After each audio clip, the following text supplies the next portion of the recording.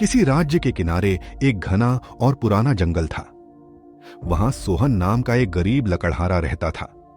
वह कभी हरे भरे पेड़ों को नुकसान नहीं पहुंचाता था, केवल सूखी लकड़ियां चुनता था। एक दोपहर सूखी लकड़ियां ढूंढते ढूंढते सोहन की नजर एक विशाल बरगद के खोखले तने पर पड़ी। जैसे ही उसने अंदर झांका, उसकी आंखें फटी की फटी रह गईं। खोखले तने के अंदर सोने की मोहरों से भरा एक बड़ा सा संदूक रखा था। सोहन ने उस खजाने को देखा, थोड़ा हैरान हुआ और फिर खुद से बुदबुदाया, अरे बाप रे, इतना सारा सोना! लेकिन ये धन मेरा तो नहीं है। बिना मेहनत की कमाई घर ले जाऊंगा तो मेरी नीयत बिगड़ जाएगी।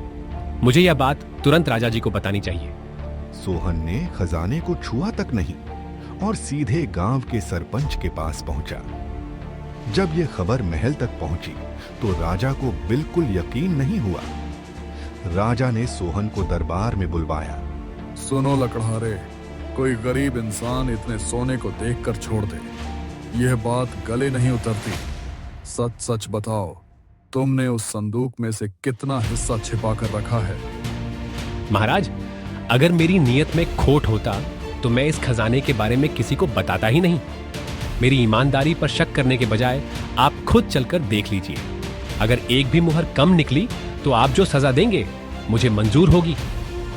राजा अपनी पूरी सेना के साथ जंगल पहुंचे। जब संदूक खोला गया तो मोहरों के साथ उसमें से एक प्राचीन पत्र भी निकला। राजा के महामंत्री ने वह पत्र पढ़ा।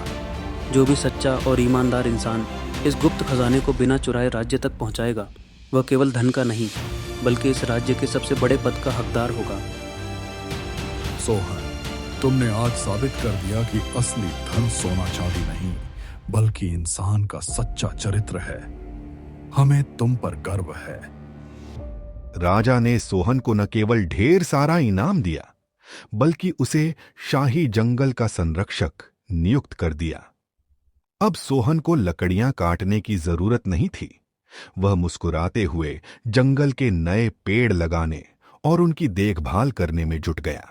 जो इंसान बिना किसी लालच के सच्चाई और ईमानदारी के रास्ते पर चलता है, ईश्वर किसी न किसी रूप में उसकी मदद जरूर करते हैं।